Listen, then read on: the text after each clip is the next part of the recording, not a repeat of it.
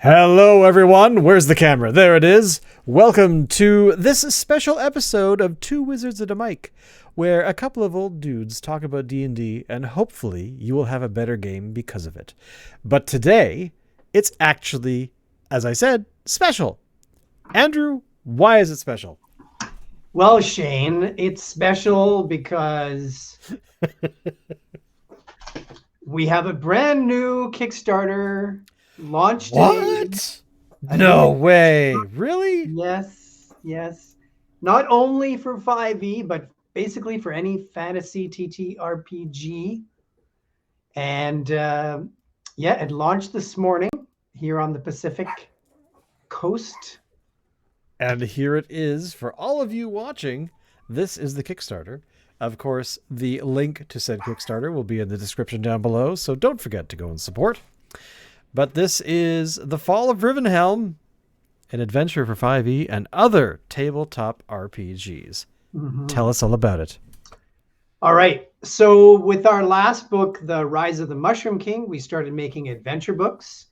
And the idea is to make a large adventure with lots of bonuses for any role-playing game, because adventures actually don't have to have a lot of mechanics.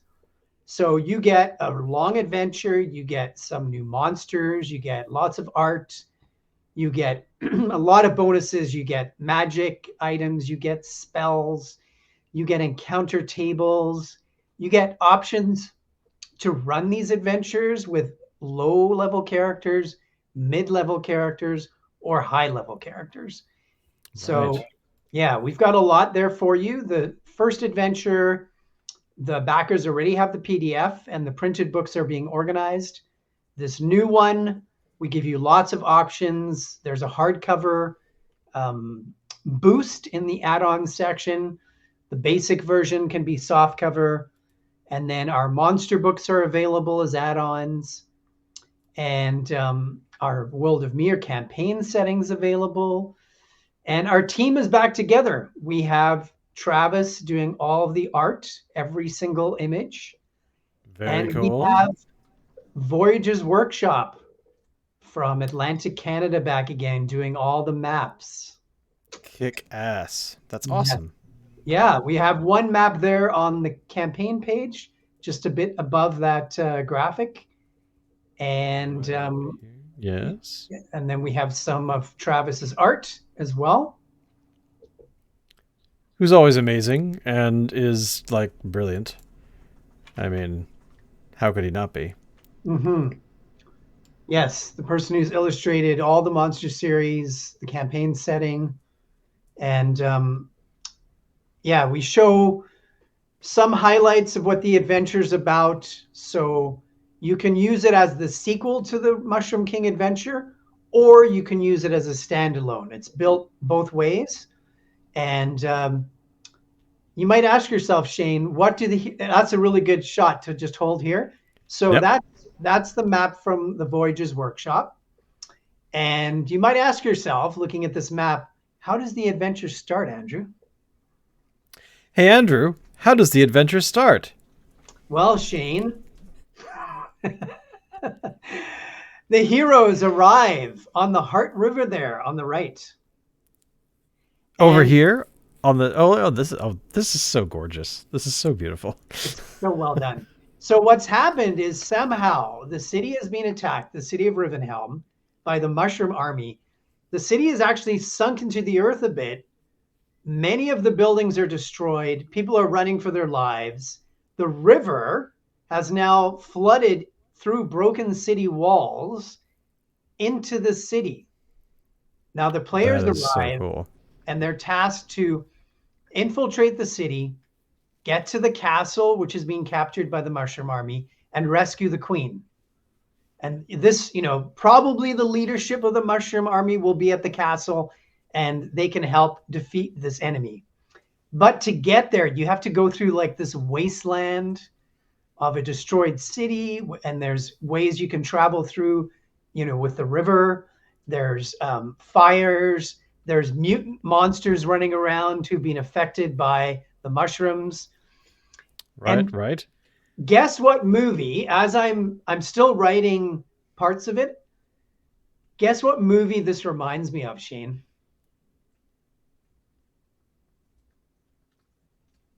Oh, I'll give hang you a little on. more info. Yeah. The Mushroom Army, who's invaded, are also rebuilding the city wall now that has been destroyed to keep everything in. The heroes have to infiltrate a city of like a wasteland environment, rescue someone and bring them out, or get to them and make sure they're safe. What Why does 19 this? what 1980s movie I'm starring gonna have to Kurt say, Russell? Escape from New York. I mean, okay, that's awesome. Yeah, it was Now not. wait, will there be a glider that'll bring somebody to one of the towers? Just curious. That would change the whole adventure. But no, that was never in my intention. It's not intended to be a medieval Escape from New York. But what's happened is, as I've, I'm adding more to the characters and the city that the players will encounter. I'm doing that writing right now. And as I'm doing it, I'm starting to realize, hey, this is a lot like Escape from New York. So for sure, I can tell you one thing. There is a character named Snake that in Well, here. there has to be. I mean, it's the rules. Once you made that just oh my god, this is like this. Yeah, you have to. It's how it has to So be. not a Uh, major part of the story, but just a tribute to Mr. Carpenter and his incredible movie, um, which I just watched recently, actually. So maybe it maybe subconsciously it did affect me. I just want to bring this one up. The cover here. Right. Like to me, that is just the coolest thing. Like, yeah. I just Well, actually, I want to know what these things are. What are these things? yeah, These are mushrooms, and these are yeah, not. that's the Mushroom Army. So I was looking today at our taglines, okay? So to advertise this Kickstarter and this book. Okay. So looking at that cover, my initial one, which I really like, is the surface world is about to meet the underworld. Ooh. Okay, I Okay. like that. Yeah. Travis likes beware of the spores. Okay, Okay. because Yep. they're spreading toxic spores. Here are some others, and you can tell me thumbs up or thumbs down, all right? All right. Okay. Um, the shrooms are angry. I'm gonna give that one a mediocre. Okay, all right. Um, they've been kept in the dark for too long. Oh yeah, that yeah. There you go. Big thumbs up on that one for I me. like that one. I've heard some thumbs down for it, and that one gets mixed reviews, but personally, I think it's a winner. I like that one. What about the shrooms are coming? The shrooms are coming. Yep. I give that one a thumbs up too. That to me, yeah. Yeah. Okay. Yeah, those are probably my favorite. Um, Now, here are ones that are probably not going to make the grade, but you might like it. Two more at Okay. least. They're not just fungi. Yeah, I do like that one. Oh, you do like it. Okay. I do. Um, and then my last one that I've come up with so far, the Hawaiian pizza debate has gotten out of hand. Like, that one is bizarre, but I love it. It wasn't my idea, but I guess the mushrooms and the orange remind someone of Hawaiian pizza, and there's a big debate always online with Canadians and Americans whether it's a good thing or a bad thing. Yeah, I could see that. All right, so Totally could see I, that. I see some clear favorites here. Oh, adding to the lore. I gotta say, like this is yeah. Like I mean, yeah. Look at this. Look at this. The Rise of the Mushroom King, followed by this. I mean, This is going to be like what, 10, 12 books in one big large arc? Yeah, well, we'll see. I have a number of ideas for the adventures. Um, Somebody asked me, "Are we going to do more mushroom adventures after this one?" And I said, "I'm pretty sure we're going to reach peak shroom with this adventure." And I have some Okay. ideas for something else next time. But we are going to max out the shrooms on this one. We're going to go all shroom. Yeah, Well, there's nothing wrong with that at all. At no, all. no. Because you have to have uh well, you have to have all of these. Like if you don't have all these books and you haven't had your shrooms, then you got to get in there. So when did this launch? This launched this morning? Yeah, it's been let's see, 10 hours. It launched around 7 a.m. On the coast here. 78 And backers already. yeah, a good start. We're almost exactly a third of the way after 10 hours. Do you want to look at the rewards? Yes, I do. All right. So you can just back the Kickstarter for whatever amount if you want to change your mind later about what tier you want.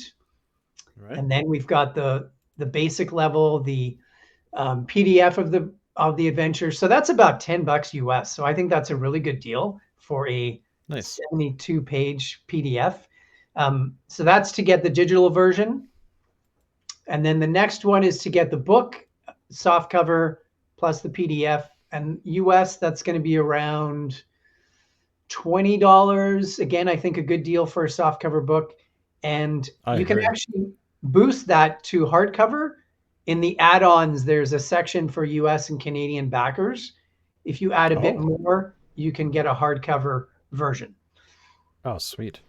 Here's the one I'm surprised is not popular so far, because you get the adventure PDF, you get all 6 monster book PDFs for basically $25 US, maybe even a little bit less than that, 20, 25, somewhere in there. So I think that's a really good deal. If you wanted our monster series, plus you get an adventure, that is a good deal. Well, it totally is, especially since the popularity of PDFs that not just for Kickstarters, but in general, when you're at a table, when you're the DM especially, Mhm. like, do you want to have 75 books sitting on your thing? No, you probably want to have some convenience. So, you should get both, but still, For sure, yeah, you might have to get a table to get both on, yeah. All right, so next we have a great option where you get both adventures. You get the full Shroom story. You get the Nice. Mushroom King and the new one. And again, that's probably around 40, 45 US for 2 adventure books. Good deal, I believe. Yep. And then we have a choice, the monster combo, where you can have 1 monster book plus the new adventure. And that's going to be about 50 US, 45, 50 US. So that's a good deal. And then the other combo coming up here is the World of Mir. So this is a huge campaign book. This is the Yeah. large version, 232 pages, plus the adventure, plus the PDFs, and that's going to run you about 60 or so US. Nice. And then here we've got 2 combos with monster books. So these are the 2 main books that will be used in the adventure as far as the monsters, although you don't have to have them to run the basic adventure. Right. This is about 80 US. Let me just look here really quickly. Yeah, it's exactly 80 US. And you also, on the next tier, you could have a Phaland combo. So for about 80 US, you could get both self-cover books plus the new adventure book. So those are 2 Nice. interesting combinations, I think. I think so too. Yeah. And This then one we is have, like the Game Master combo. yeah, this is sort of the full meal deal for the DM. So you get setting book, you get one of the monster books, and you get the adventure book. And Nice. actually, you get all PDFs for the Monster series too. So that's a good bonus. Nice. All right. Star in the adventure. Ooh, tell me Yeah. about this one. All right. So we haven't done this before. This is one of our very few limited options. One person already took it. So there's 9 left. You get the adventure book, you get the PDF, and your NPC gets to be in the book. That is cool. That is so cool. Look at And then our that. last one we call The the Monster Monster Mash. Mash. So this is printed books of all the monster books, plus the adventure book and PDFs of all of those, plus our NPC collection and our original monster series, or sorry, our original adventure books, which are 8 PDFs. Nice. Yeah, and that's This is so cool. that's your reward. So you've got a wide range there. I got to say, the Monster Mash is probably the way to go, everybody. So just forget the other tiers. Just do this one. Although there's only 12 of them, so you need to rush. True. That is true. Yeah. So if you are somebody who's brand new and you have never heard of any of the monster books, you've just stumbled across them, which one would be the one that you would recommend they go for? Like to really dip their toes in to actually, For the monster books. Well, for all of them, but for if they've never heard of if they've never heard of Cawood Publishing, right? What would you recommend? Well, I would say the book that gives you the most overall would be the campaign setting, because you get 280 settlements and you get this whole world to play in. And then as far as the monster books, they all really cover different areas. Right. But for this adventure in particular, the city book and the underworld book are really useful, because that's what this adventure is going to be. It's going to be a city and underworld with some dungeon areas as well. But so those books would be really helpful for that. Other people love Fey creatures, and if you love Fey creatures, the 2 Feyland books are ideal. That is true, because I know that in the adventures that we've been playing, some of those creatures are coming out of it like not in an overly huge way, but every so often you get a creature that sort of you encounter and at least I'm beginning to recognize some of them who are like, oh yeah, that's from the monsters of the yeah, okay, cool. Mm-hmm. Which is kind of nice, because all of these different environments, especially a sunken city that is leaking with water and the creatures are busily trying to keep you in or keep you out. Yeah, there's the FAQ. That city, the situation there in Rivenhelm with the attack and the destruction, that provides a lot of hazards. So that's really interesting for the DMs. You have fires and you have floods, and there's areas that, like you said, that are sunken below ground. There's sinkholes. There's makeshift bridges that people have made, if you look carefully at this map. Oh yeah, down like over here.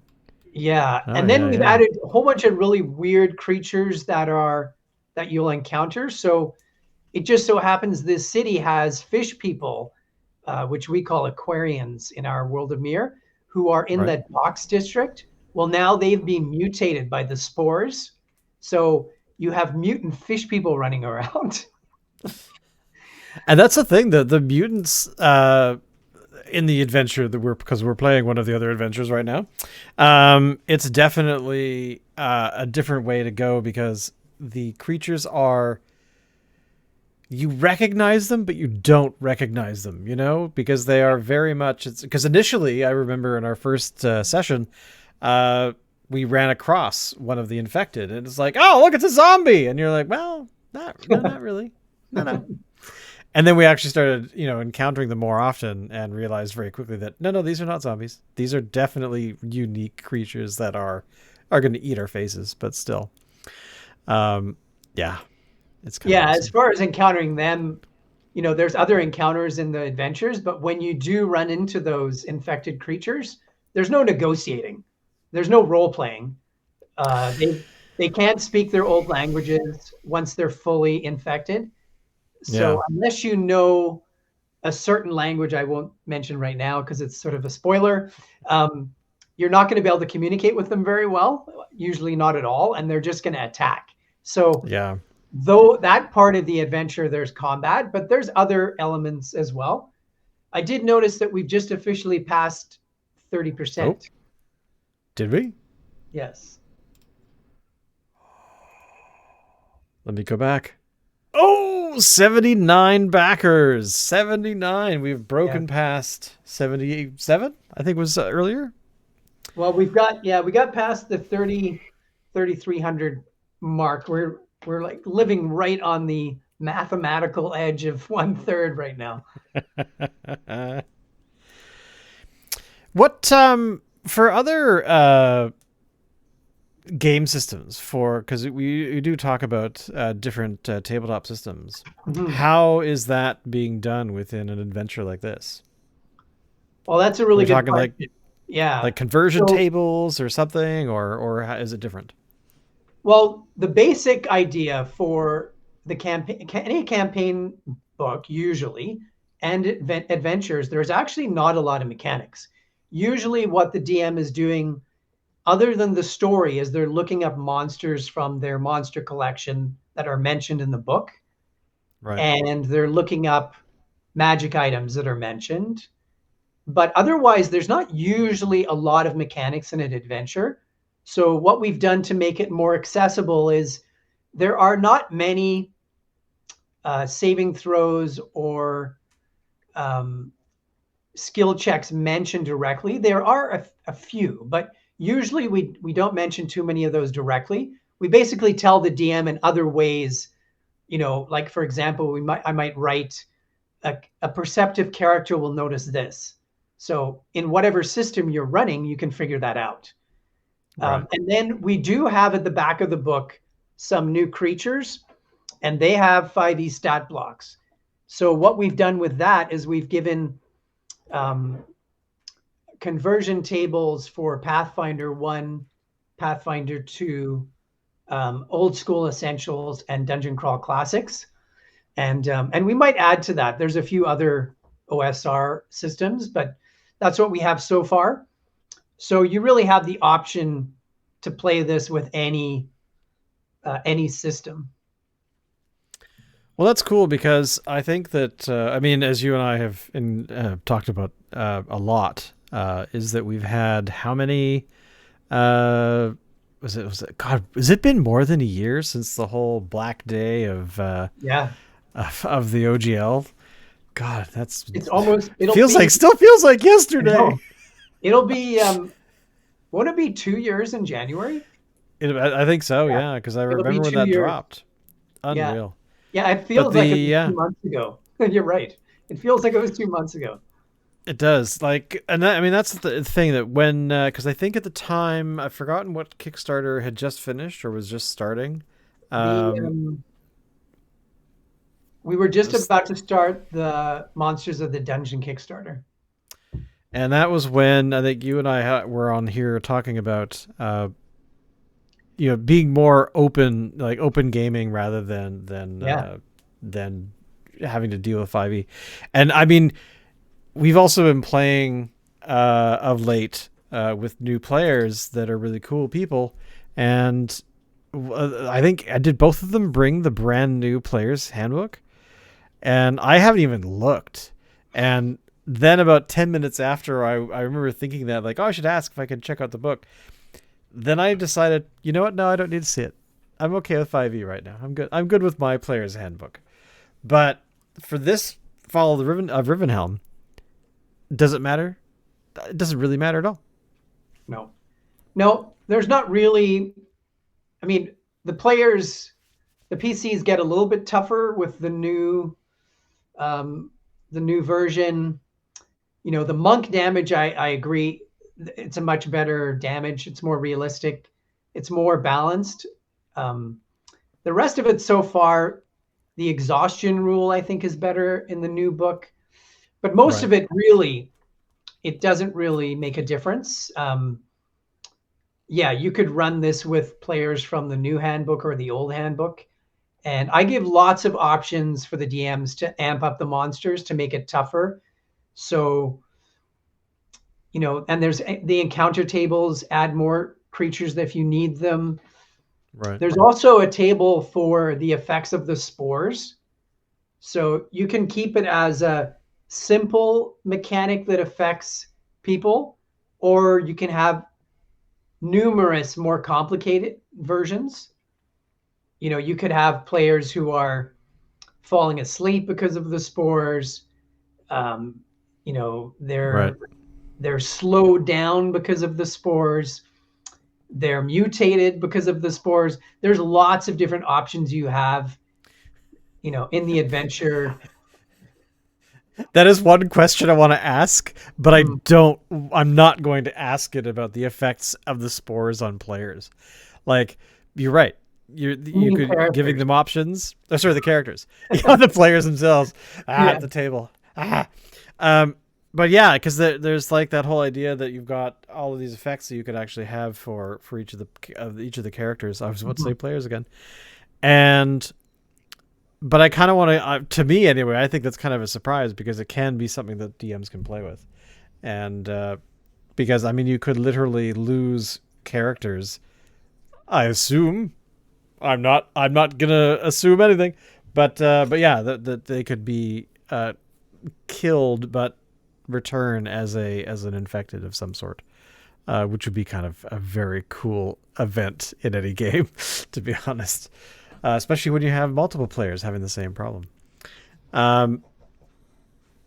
Is there anything that we've touched on it, of course, but which books would benefit them to have as well as the Fall of Rivenhelm?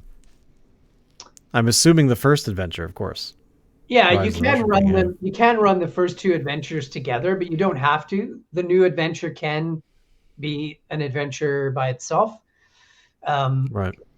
Yeah, as I said, the city book and the underworld book, there's a lot of connections. The dungeon book too could be quite useful. Really the monsters in the dungeon book can be anywhere. Right. And the wilderness ones, a lot of those you could have, especially because the city's walls have broken down and some of the wilderness really is coming into the city. Right. So there are a lot of options here. And but it's going to be a very different story than the first one, which I'm going to try to do each time. And it's going to flow differently. Like the first one was a much more gradual beginning.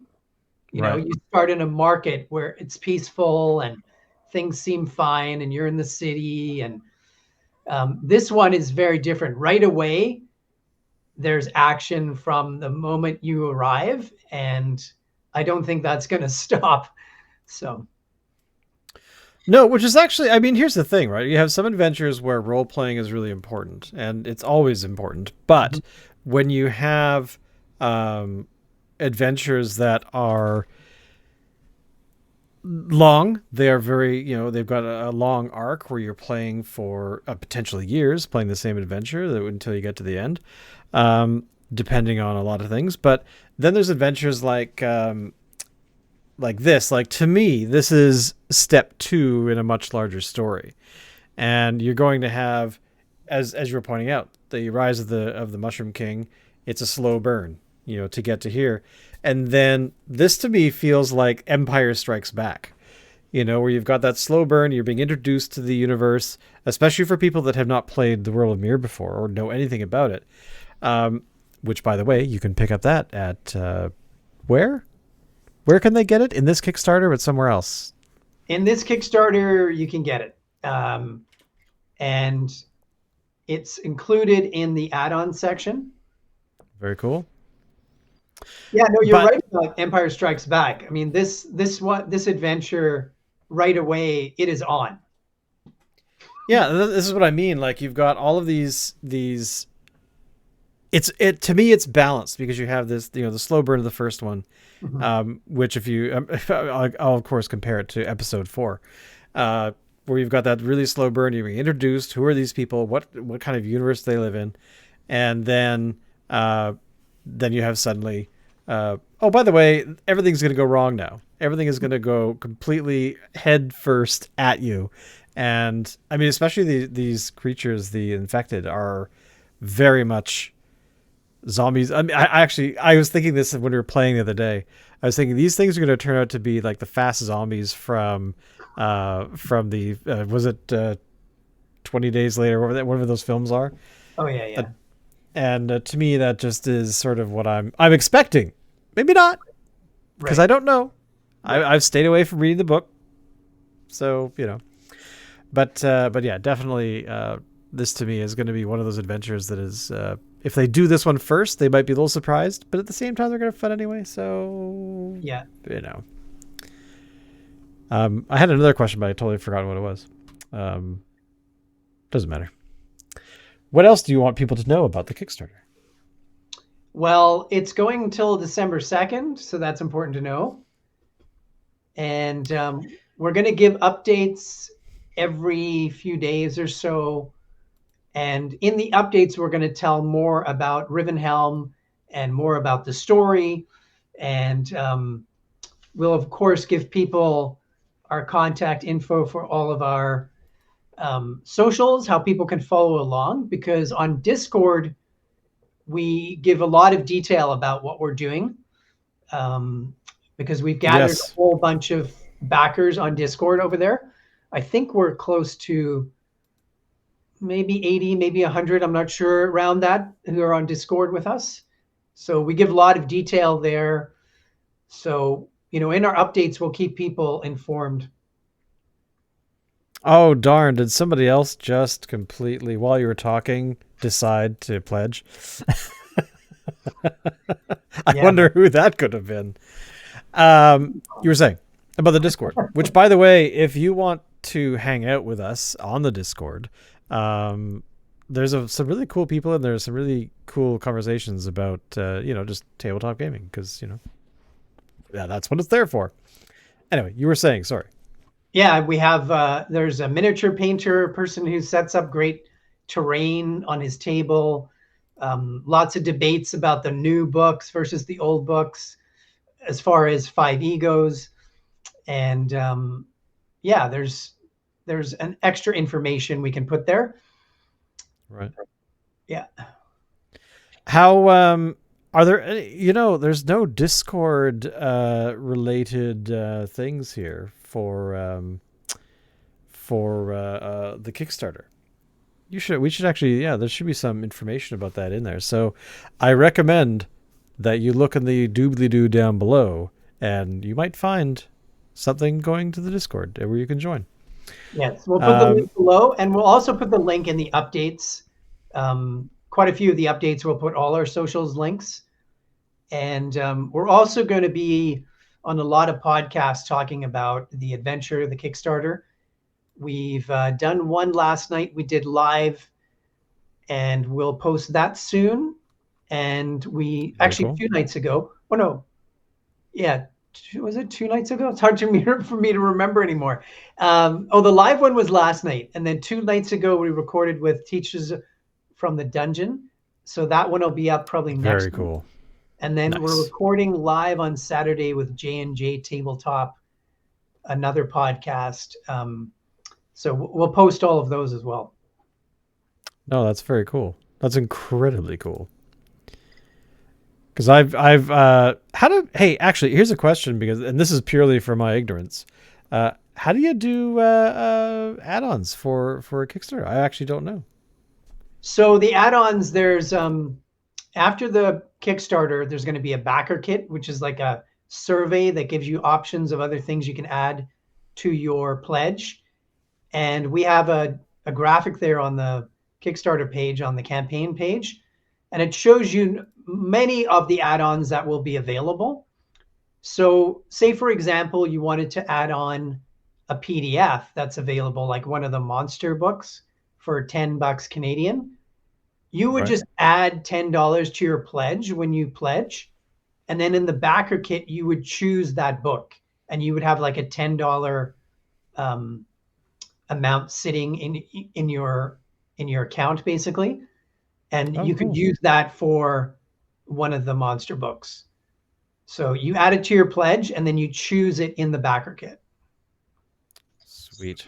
That is And so cool. so that our US backers have a good idea too about the prices. We on the add-on graphic, we include what the American approximately the American value would be.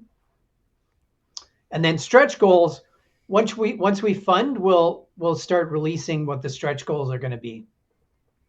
For sure, I can tell you that stretch goals will also include more maps and art, but there are some surprises in the stretch goals too this time. Oh.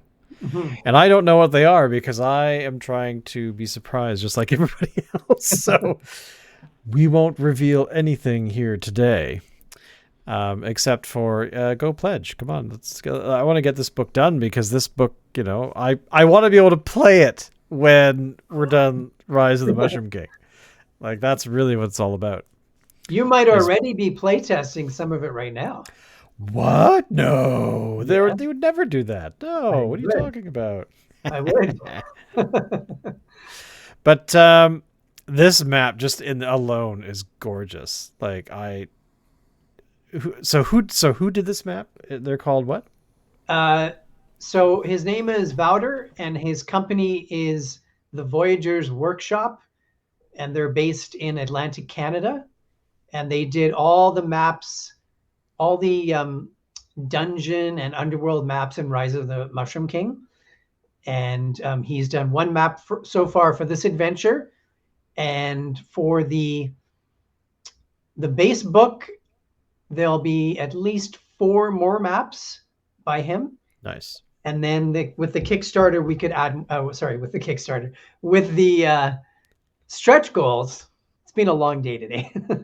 With the stretch goals, we could add more maps.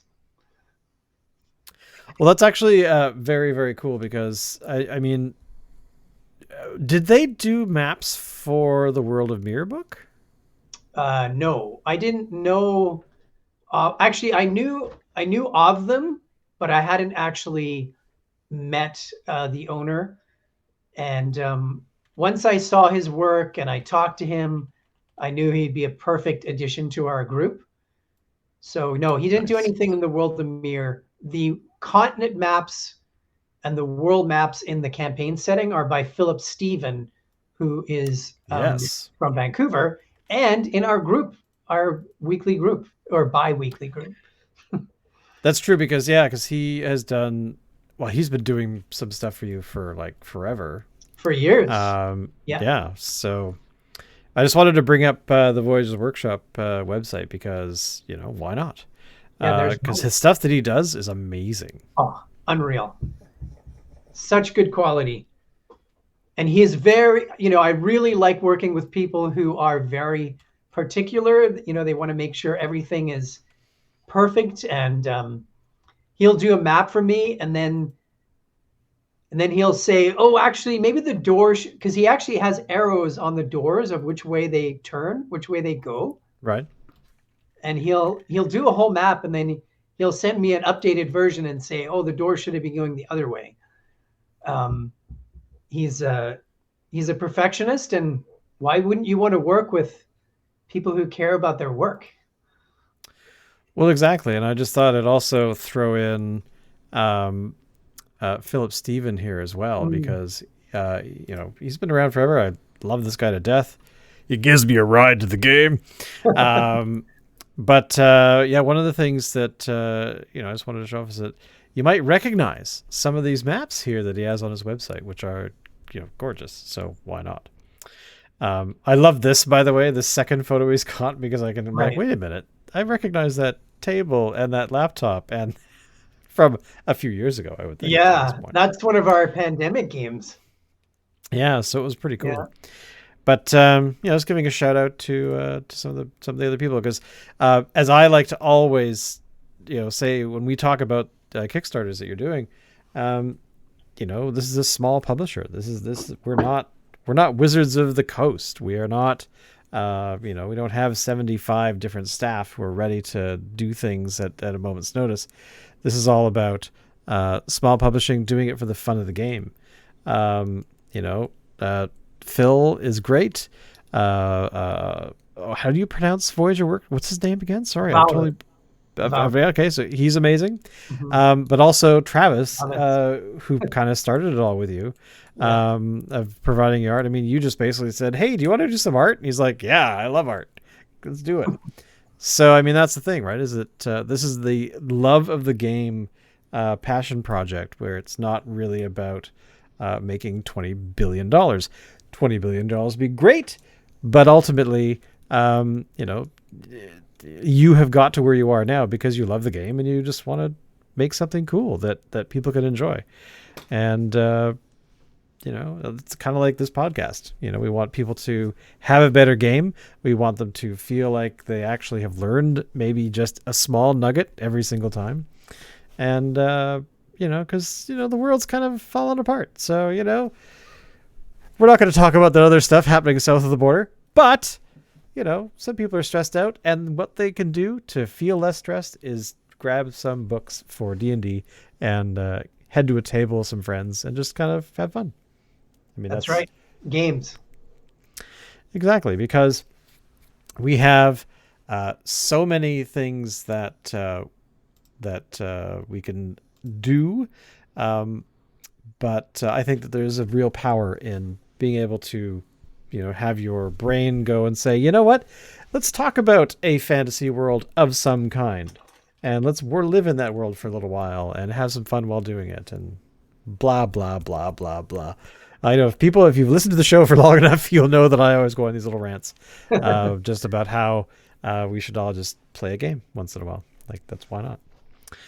But any final words for the Kickstarter of what it's another it's running for 3 whole weeks till December 2nd at 6 p.m. Pacific Standard Time, which I certainly hope we will have hit all 4 stretch goals.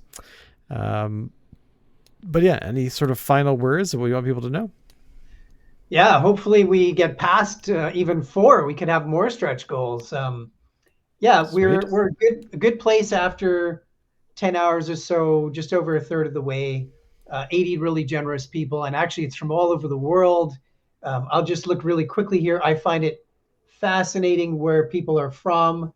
So the U.S., of course, has been true for many years, are our biggest supporters.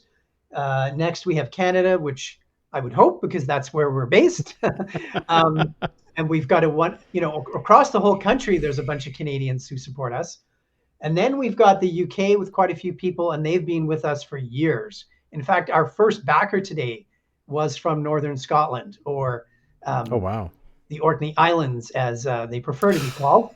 But check Right. this out. Check out the other countries so far. United Arab Emirates, Really? Austria, Nice. Brazil, Okay. Germany, New Zealand, Spain, and Sweden. Now that's a pretty good, that's spanning the globe there. That's some pretty interesting connections. Well, especially since one would hope that they've all joined the Discord. And I mean, this is the thing, right? Is that it's all about the game. It's all about the stuff that I normally talk about. But this whole interconnected country thing, where we have people that could you imagine running a game where you have one player in Canada, one player in the US, one player in France, one player in Spain, one player in, wouldn't there's a stretch goal. Yeah. Andrew will host a game online where I love that. everyone you have to be only one person per country. So, Yeah. with a maximum of 5 players. That's a great idea, to have 4 to 6 countries in a game. And yeah, that's a really good idea. And because I have to say that I'm still sad even now when I think about it. Remember that whole thing right as the pandemic was dropping, where you were going to go to the play a game in a castle? Was that right? I was going to go and promote. I was going to run games and promote our monster series in a castle in Scotland. Yes. And have they ever recovered from that? Did they ever run that at some point, or did it just die out? Oh, that's too bad. It didn't happen. That was just before the pandemic.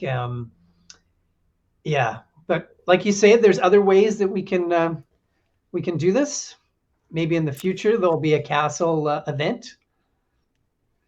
And Shane will I be dressed as certainly. the jester running around the castle. That's right. I'll be running around the castle. I will have my tassels out and everything. Or Mhm. actually, that sounds really awful. Ignore what I just said. I will be running around in a jester costume. What about your Maybe.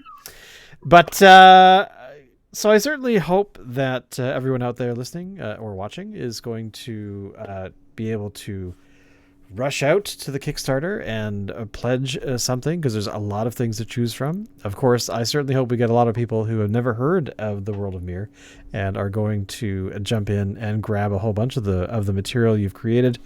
And yeah, because why not? Let's have some fun. Like let's play some more. Like there's got to be all of these adventures need to be experienced. So. And at the end of the day, as we always say here at this show, you will always, always remember that it's just a game. Until Wizards of the Coast does something weird, then we rage about it for weeks on end. But thank you, Andrew. And we'll see you guys next week, where, of course, we'll be talking about updates for the Kickstarter at that point, and whatever else we want to talk about, because, there's no rules. See you all later. Later. Done.